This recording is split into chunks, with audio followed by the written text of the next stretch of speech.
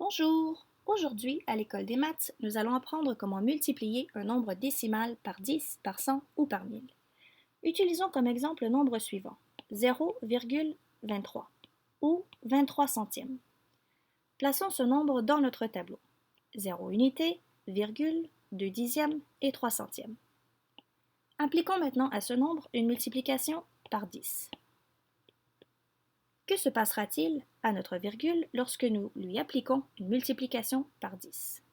Tout d'abord, puisque dans le nombre 10 il y a un zéro, notre virgule se déplacera de un rang ou une position vers la droite pour obtenir le résultat suivant.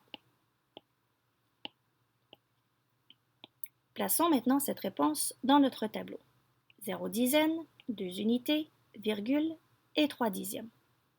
Puisque le chiffre de la position des dizaines est un zéro et est donc inutile, nous pouvons donc effacer ce chiffre ainsi que dans notre réponse pour obtenir comme résultat final 2,3 ou 2 et 3 dixièmes. Utilisons maintenant ce même nombre, mais en lui appliquant une multiplication par 100. Que se passera-t-il maintenant avec notre virgule lorsque nous lui appliquons une multiplication par 100? Tout d'abord, puisque dans le nombre 100 il y a 2 zéros, la virgule se déplacera de 2 rangs ou 2 positions vers la droite pour obtenir le résultat suivant. Plaçons ce nombre dans notre tableau. 0 centaines, 2 dizaines et 3 unités. Puisque le chiffre de la position des centaines est un zéro et est donc inutile, nous pouvons l'effacer, ainsi que dans notre réponse. Et puisqu'à droite de ma virgule, il n'y a aucun chiffre dans la partie décimale, cette virgule est donc inutile et peut donc être effacée. Le résultat final sera donc 23. Utilisons une dernière fois ce même nombre, mais en lui appliquant, cette fois, une multiplication par 1000. Que se passera-t-il avec notre virgule lorsque nous lui appliquons une multiplication par 1000?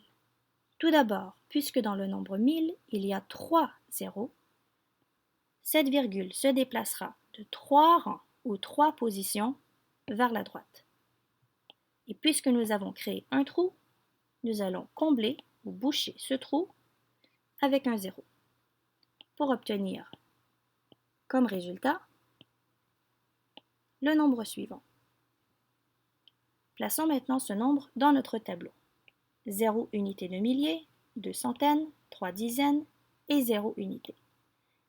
Puisque le chiffre de la position des milliers est un zéro et est donc inutile, nous pouvons donc l'effacer ainsi que dans notre réponse. Et puisqu'à droite de notre virgule, il n'y a aucun chiffre dans la partie décimale, cette virgule est donc inutile et peut être effacée pour obtenir comme réponse finale 230. Quelle est donc la règle pour multiplier un nombre décimal par 10, par 100 ou par 1000? Eh bien, c'est simple. La virgule se déplacera vers la droite du même nombre de rangs ou de positions que du nombre de zéros utilisé dans la multiplication. Et voilà!